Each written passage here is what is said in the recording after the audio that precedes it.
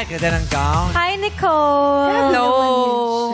May Yeah. amoy lang, Meme. Pasensya na. Yes, very tiglaw din yung papalahibo. Oo. Ganon. Miss Grand. Ganda-ganda mo. Thank Ganda. you, ma.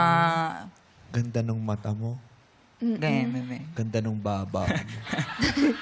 Tsaka yung ilong perfect ng Oo, profile. oo. Pag inarkil ako yan, papairam mo. Nahihiram. Parang kaya kong... Dadali na lang kita sa clinic namin, Meme. May sarili kang clinic. Tare, humihiga lang. Okay. Nicole Ayala, eto ng question mo. Pasok, Ryan Bang! Let's go, kay Ryan. Okay. Joke ka muna ulit. Mami, yung joke ko na to pang matalino. Oh.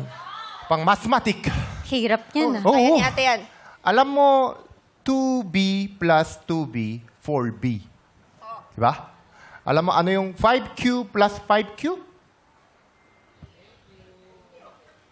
10Q. Thank you. You welcome.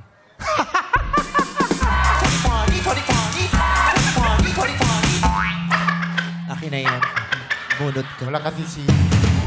Oh. May Lagyan mo to, sinasabi. lagyan mo to ng tubig. Ah. Pumasok ka sa loob. Yung pista. Huwag kang lalabas ang hindi ko sinasabi sa'yo. Okay. Bukas. Bawi ako bukas. Thank you, I love you.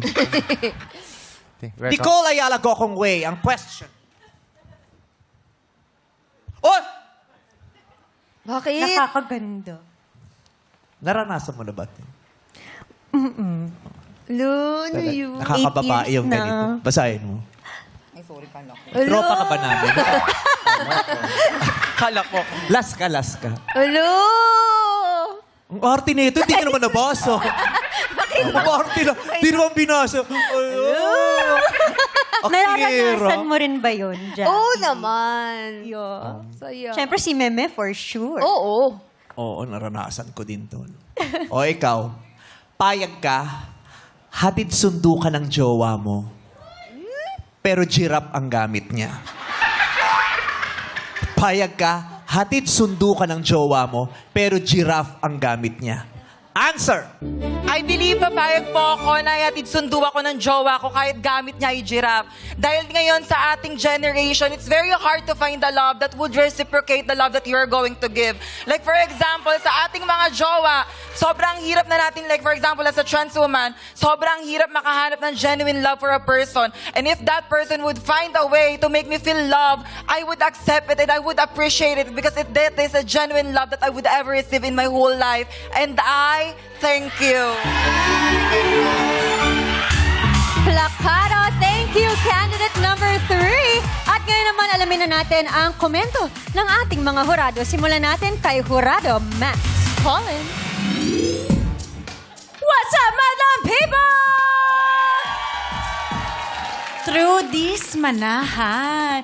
Napaka-sensual mo, no? Pati pagsayaw mo, yung pagkembot mo, wow, very sexy. Super Latina ka talaga today. And also, you're just so confident. And I love, you're beaming with confidence. Never ko nakita sa'yo na parang na kinakabahan ka. So, I love that about you.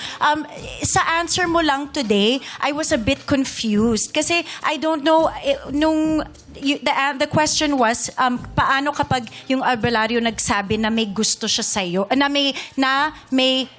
someone likes you. Sorry, the English. Okay, na someone likes you, di ba?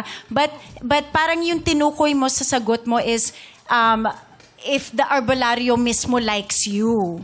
Yun yung pagkakaintindi ko sa sagot mo. I think you misunderstood the question a little bit because you could have been creative with your answer, like, if it's laman lupa yung may gusto sa'yo or spirit or something like that. That's what I was looking for, the wit, kasi you look like a very witty gal, diba? But I think you tried your best and I'm very proud of you. So good luck, girl. Na-impress ako na alam na hindi ba yung lamang lupa. Oo. Yes. If it's laman lupa. Relatable. Maraming salamat, Hurado Max. Pakinggan naman natin ang Hurado. Ang masasabi ni Hurado, Michael Sager. What's up, madlang people? Hi, Nicole. Nicole, talagang napakaganda mo. At sabi nga nila, beauty comes from within. At dito sa sagot mo, napatunayan mo yon because you're really appreciative sa mga efforts ng mga manliligaw sa'yo. Natuwa ako sa sagot mo kasi talagang it's something that, a trait that I admire about you. Siguro, for me, to improve it lang, siguro dagdagan mo pa about the giraffe kasi very unique na giraffe yung gagamitin, di ba? Pero overall, ang ganda ng aura mo, napaka-pleasant and well put together. Congratulations. Thank you, Michael. Pakinggan natin ang chika ni Jurado Emma Tiglao. Hello! What's up, mga people? Ayan, thank you for inviting me here again. True D's. Ayan, gusto ko rin yung sinabi ni Max na you're very confident. Yung kapag kinausap ka ng mga host, talagang conversational. So I thought, present ka at the moment ka. Pero nung narinig mo yung tanong, sabi ko, ala, parang na-confuse siya. So ganun talaga sa pageant. Minsan napakahaba ng question or confusing, but we need to be at the moment. We need to be present para talagang pumasok sa atin kung eto ba talaga yung tanong, paano ko siya sasagutin. But your answer, I love it na sinabi mo na kahit anumang posisyon, whatever your work is, love talaga is love, di ba? Pero yun lang, kailangan lang natin intindihin at ipasok and be present. Yun lang. Dito naman kay Nicole. Nicole, you look so beautiful. Feeling ko matagal ka na nagpa-pageant at talagang inaral mo galaw, pananalita, smile, di ba? And your answer, I think it's based on your experience na parang na-reciprocate na rin yung love sa'yo.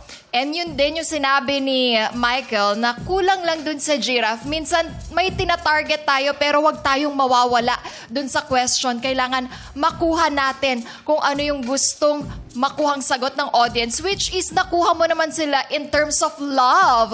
Alam mo naman magigets mo or makakatch mo yung attention ng audience pag love na ang pinag-uusapan. Because I think marami dito sa audience ang naghahanap ng love pa rin. But I love the answer. Yes. Thank you, Emma Tiglao. Ano bang advantage pag yung gamit na pangsundo at panghatid sa'yo ng jowa mo, giraffe? Anong advantage nun? Ano yun, Mem? Siyempre, mataas kayo agad. Papadaanin kayo, malayo pa lang kita na, parating na sila, give way. Hindi ka mahirapan sa traffic. Kasi hakbangan lang nung giraffe yung mga sasakyan. Yes. At malalaman ng jowa mo kung saan siya pwedeng umiwas pag traffic kasi ang haba ng leeg niya. Kita niya yung malayo. Tama. Kahit wala kayong waste. Oo. Diba? Alam niya yung ibang ruta. Ang nakakatakot lang, Ano? baka mag-ground kayo dahil sa Metro Manila, ang daming kawad ng kuryente. Yes. Sa Diba? lapid, sa lapid. Oo, pero dahil malahaba naman ang paa niya, baka malaktawan niya pa rin. Pero yun lang ang danger nun. Oo. Yung parang malapansit kanto na kawad ng Meralco sa Metro Manila. Pero yun nga lang, tanaw mo kung hanggang nasaan ang traffic, makakaiwas kayo. Ang ganda. Yun pala yun. Oo, yun nga lang, madali kayong mahuli ng MMDA. Ayun lang. Diba? Kasi kitang-kita, Kitang-kita Oo. kayo. May swerving ka lagi dun. Oo, kaya dahil sa sagot mo, mukhang walang nanalo talaga sa akin. Charot! Kaninong talak? Ang talagang tumata! Our Miss Grenade na talakera of the day is candidate number...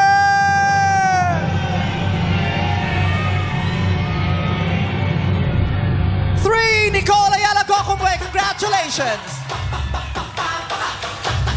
Congratulations! Maraming salamat sa iyong pagsali, Truris Manahan. Makakatanggap ka naman ng 10,000 pesos. Utak ang labanan sa koronang inaasam dito sa Miss Q&A Reina Talakera 2026. Laro-laro big na sa pagbabalik ng our show. Our time, it's Showtime!